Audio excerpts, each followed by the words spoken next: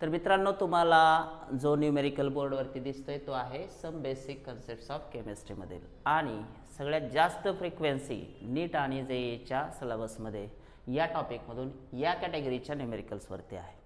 So आपण समजून घेणार आहेत. This is one of the state board book problem and similar are the numericals those present in the NCERT books also. NCERTच्या सुद्धा some basic concepts of केमिस्ट्रीमध्ये शेवटचे जे 2 न्यूमेरिकल्स आहेत एक्सरसाइजमधले ते सेम आहेत, याच कॅटेगरीमध्ये. सो आपण याचं सोल्युशन बघूयात. सगळ्यात पहिल्यांदा तुम्हाला काय करावं लागेल, प्रॉब्लेम वाचावं लागेल, न्यूमेरिकल वाचावं लागेल आणि समजून घ्यावं लागेल की त्याच्यात काय काय दिलेलं आहे. So first of all focus on the things given in the numericals. Let's focus. A piece of zinc weighing 0.635 gram when treated with the excess of dilute sulfuric acid liberated 200 cm³ of hydrogen at STP. Calculate the percentage purity of the zinc metal. Zinc मेटलची percentage purity आपल्याला काढायला सांगितलेली त्यांनी. So बघूया आपण कशा पद्धतीने जाता येईल. सगळ्यात अगोदर आपल्याला काय करावं लागेल की जे पण मास झिंकचं दिलेलं आहे ते किती दिलेलं आहे, गिवन मास ऑफ झिंक किती दिलं आहे सांगा, बोला. Mass of zinc it is 0.635 grams. त्यानंतर तुम्हाला आवश्यक आहे या दिलेल्या कंटेंटची रिॲक्शन. लक्षात ठेवायचं, आपण 9वी 10वी पासून पाहत आलोय, कुठलाही मेटल ज्यावेळी मित्रांनो रिॲक्ट होतो, आता इथं झिंक मेटल आहे आणि तो ॲसिड सोबत रिॲक्ट होतो with access of dilute sulphuric acid, तर त्या रिॲक्शनमध्ये एकतर सॉल्ट बनतो त्या मेटलचा आणि दुसरी गोष्ट हायड्रोजन गॅस रिलीज होतो. काय काय घडतं, सॉल्ट बनतो आणि हायड्रोजन गॅस रिलीज होतो. आपण हे 9th 10th मध्ये पण पाहिलंय. सो अगोदर आपण रिॲक्शन बघूया. This is our zinc metal. When this reacts with the H2SO4 which is a dilute acid, sulfuric acid, so कुठला सॉल्ट बनेल तर हायड्रोजन डिस्प्लेस होणार आणि त्या ठिकाणी झिंक येणार, म्हणजे आपला सॉल्ट बनणार आहे ZnSO4 आणि बाय प्रोडक्ट असेल या रिॲक्शनचा हायड्रोजन गॅस जो की रिलीज होतोय. आता आपल्याला सगळ्यात अगोदर बघावं लागेल की जे पण व्हॉल्यूम दिला आहे हायड्रोजनचा तो किती आहे, 200 cm³ दिला आहे. मग cm³ ला आपल्याला कशात आणावं लागेल, अगोदर लिटर्समध्ये आणावं लागेल. कसं आणता येईल, 1000 cm³ बरोबर काय असतं 1 लिटर. मग आपण जो डेटा दिलेला आहे व्हॉल्यूम ऑफ हायड्रोजन लिबरेटेड तो आहे 200 cm³. याला कशात आणायचं अगोदर, dm³ म्हणजे लिटरमध्ये. मग किती करणार याला गुणाकार, 1/1000 म्हणजेच 1000 ने डिवाइड करायचं. तर तेच आपण असं लिहू शकतो का, मग बघा 200 डिवाइड बाय 1000 हे लिटर्समध्ये. असं जर केलं तर हे किती येत आहे, this should be equal to 0.2 litres. हो की नाही. आता ही व्हॅल्यू आली लिटरमध्ये. तुम्हाला विचारलेली जी व्हॅल्यू आहे दिलेली जी आहे ती किती गॅस लिबरेट होतं ते दिलेले. पण आपण रिॲक्शनमध्ये जर बघितलं मित्रांनो, बॅलन्स्ड रिॲक्शनमध्ये तुम्ही चेक करा की हायड्रोजन आणि झिंकचं रिलेशन कसं आहे. तुम्ही पाहू शकता बॅलन्स आहे का रिॲक्शन. बघा झिंक एक आहे, इकडे पण झिंक एक आहे, सल्फेट इकडे एक आहे, इकडे एक आहे, हायड्रोजन इथं H2 आहे, इथं पण H2. सो जर स्टॉइकियोमेट्री बघितली तर झिंक सुद्धा काय 1, हायड्रोजन सुद्धा काय 1 मोल.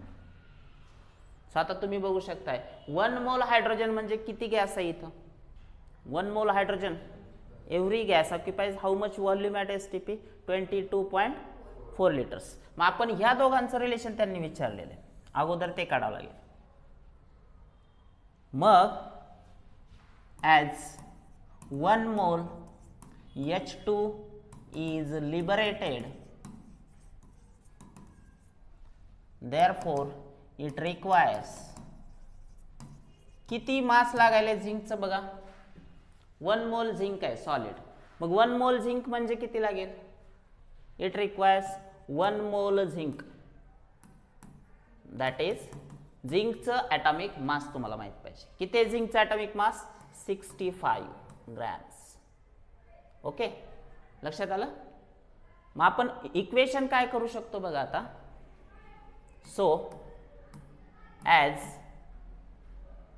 22.4 liters of H2 equivalent to 65 grams of Zn. हे मान्य आहे सगळ्यांना. 1 मोल H2 म्हणजेच किती litre H2? 22.4 litres of H2. त्यावेळी किती झिंक वापरला गेला? 65 ग्रॅम. 1 मोल झिंक म्हणजे किती? 65 ग्रॅम. पण आपल्याला आता व्हॉल्यूम हा नाही दिला, तर किती दिलाय? आपल्याला हा व्हॉल्यूम दिलाय. हायड्रोजन किती लिबरेट झाला म्हणताय? 0.2 litre. Therefore 0.2 litres of H2 requires how much zinc? हे जर काढलं आपण तर ते किती येत आहे? 22.4 ला किती लागत होता? 65. 0.2 ला किती लागेल? हे जर सॉल्व केलं तर माझ्या हिशोबाने हे किती येत आहे बघा? किती येईल? 0.58 ग्रॅम्स येईल. कॅल्क्युलेट केल्यानंतर हा भागाकार तुम्हाला स्वतः करता येईल. किती आलं? 0.58 ग्रॅम्स झिंक लागतो, बरोबर. पण जो झिंकचा तुकडा आहे मित्रांनो, पीस ऑफ झिंक, त्याचं मास किती दिलंय? 0.635. म्हणजे याच्यापेक्षा जास्त दिलंय ना, बरोबर. मग पर्सेंटेज प्युरिटी काढता येईल ना आपल्याला. जेवढा झिंकचा तुकडा वापरलाय तेवढं मास नाही वापरलं गेलं. याचा अर्थ झिंक मध्ये इम्प्युरिटी होती. किती इम्प्युरिटी होती ती पर्सेंटेज प्युरिटी मध्ये विचारलंय. पर्सेंटेज प्युरिटी म्हणजे काय? 100 ला किती हे काढावं लागेल. सो फायनल क्लायमॅक्स मध्ये काय लिहू शकतो आपण? नाव ॲज 0.635. हाच एका नंबर बघा एकदा. 0.635 ग्रॅम्सला किती ग्रॅम झिंक प्रेझेंट आहे? 0.58 ग्रॅम. मग 100 ला किती असेल? हे काय आलं? पर्सेंटेज. मग हे किती येईल पर्सेंटेज? 91 अप्रॉक्स 33% येईल. Is that clear? So whatever may be the zinc metal is taken here, piece of zinc is taken here. What is the percentage purity of that zinc is? Percentage purity of zinc is 91.33%. तो 100% pure नाही, कारण 100% pure असता तर तो एवढ्याला एवढा वापरला गेला असता. वापरला किती गेला रिएक्शन साठी ते बघितलं ना आपण. 0.58 ग्रॅम्सच वापरला गेला. याचा अर्थ तेवढा झिंक होता त्या तुकड्यामध्ये, बाकीची काय होती? इम्प्युरिटी होती. सो पर्सेंटेज प्युरिटीचा न्यूमेरिकल या पद्धतीने असतो.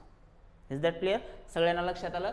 खूप सोपं आहे, समजून घ्यायचं. ॲज इट इज स्टॉइकियोमेट्रीचा न्यूमेरिकल आपल्याला काढायचा. दिलेल्या बॅलन्स रिएक्शनचा व्हॉल्यूम चेक करायचा, त्या मेटल सोबत कम्पेअर करायचा आणि नंतर जो तुम्हाला व्हॉल्यूम दिलेला आहे त्याचा अमाऊंट काढायचा.